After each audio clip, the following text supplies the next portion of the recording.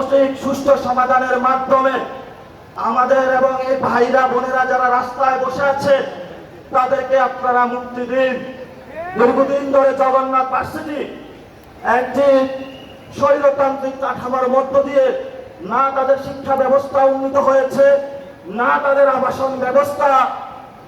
বর্তমানে যে বাংলাদেশের বিভিন্ন কলেজগুলো রয়েছে সেগুলোকে জগন্নাথ ভার্সিটি থেকে অনেকাংশ উন্নীত করা হয়েছে, কিন্তু জগন্নাথ ভার্সিটি তাদের যে ঐতিহাসিক যে লজিক্যাল দাবি আমরা সেটাকে সমর্থন করি এবং আমরা সরকারকে দাবি জানাচ্ছি যে আপনারা দ্রুত গতিতে এই সমস্যার সমাধান করুন, না হলে ছাত্র জনতার দাবির মুখে আপনাদের কি হবে সেই সিকিউরিটি আমরা দিতে পারি না।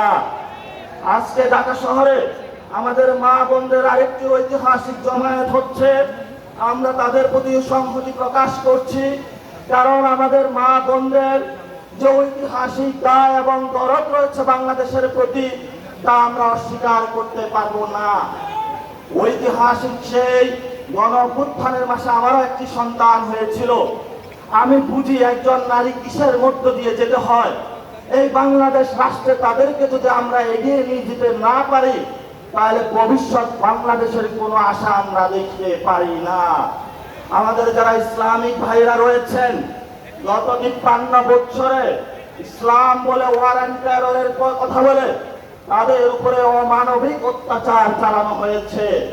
গত ৫৩ বছরে এই বাংলাদেশে দাড়ি টুপি পরার কারণে, টাকনুর উপরে প্যান্ট পরার কারণে এই ছাত্রলীগ, যুবলীগ, আওয়ামী লীগ এই পল্টন ময়দান থেকে শুরু করে বাংলাদেশের প্রতিটি আনাচে কানাচে কুকুরের মতো বিভিন্ন জায়গায় মানুষকে পিটিয়েছিল। আমরা ২৪-এ আমাদের আলেম ভাইরা আমাদের সামনে অংশগ্রহণ করেছিল, তারা সাতলায় নিগৃহীত হয়েছিল, বাইতুল মুকাররম মসজিদে হামলা হয়েছিল, বিভিন্ন জায়গায় তাদের দাড়ি ধরে প্রাণ দিয়েছিল। এই ছাত্র যুব ভাইরা যখন রাজপথে নেমে এসেছিল আলেম ভাইরা কাঁধে কাঁধ মিলিয়ে একসাথে নেমে এসেছিল। আমরা একটি স্বৈরতান্ত্রিক কাঠামো থেকে মুক্তি পেয়েছি, কিন্তু ভবিষ্যৎ পথযাত্রায় আমাদের সেই মর্যাদাকর একটি বাংলাদেশ প্রতিষ্ঠায় আলেম ভাইদের অবদান ছিল।